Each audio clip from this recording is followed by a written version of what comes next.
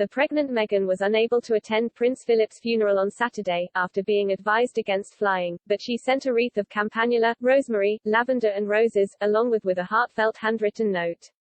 While many saw this as a way for the Duchess of Sussex to pay her respects without being there personally, she was accused of leaking details of it to the press as a publicity stunt. Commentator Daniela Elsa wrote in the Australian news outlet news.com.au, "What is bewildering here is why and how, on a day which should have been resolved solely focusing on celebrating the Duke, that still something Sussex-related has managed to end up in the headlines."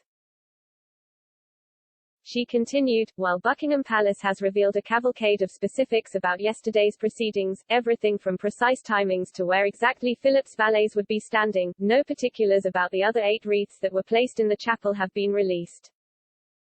The appearance here is that even at this moment of mourning someone Sussex adjacent has seen the wreath and Meghan's note as an opportunity to drum up some good PR, hardly edifying stuff.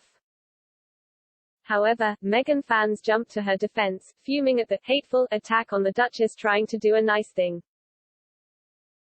One fan branded Ms. Elsa an ignorant, hateful person who does not like the Duchess of Sussex, and how the incident just proves it doesn't matter what she does, gets attacked, yes attacked.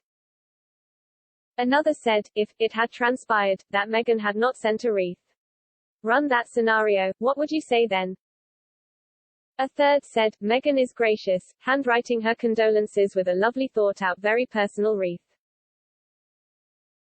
However, this is not the first time the Sussexes have been embroiled in a row over wreaths.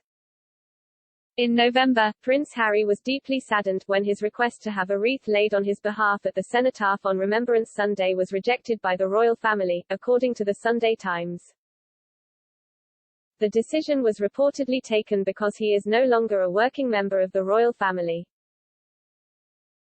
At the scaled-back event at the cenotaph, Prince Charles laid his own wreath and one on behalf of the Queen, who watched from a nearby balcony.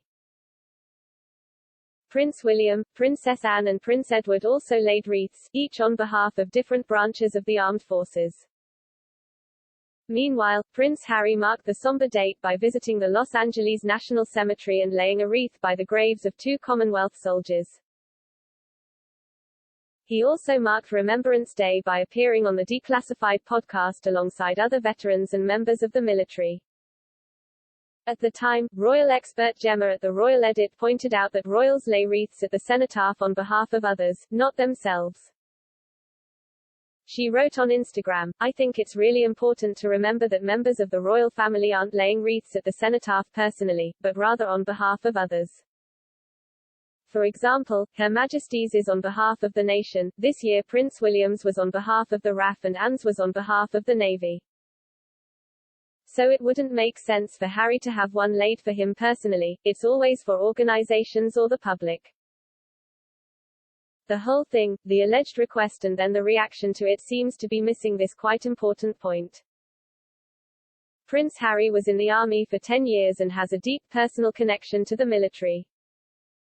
However, he was forced to relinquish his military appointments as part of his and Meghan's exit from their roles as senior royals. It is understood that he was devastated by this. When it came to his grandfather's funeral, protocol dictates that he would not have been allowed to wear a military uniform to the event, just a suit with his medals attached. However, the Queen made the executive decision to ban all military uniforms, perhaps to spare his embarrassment, and instead everyone wore a black suit.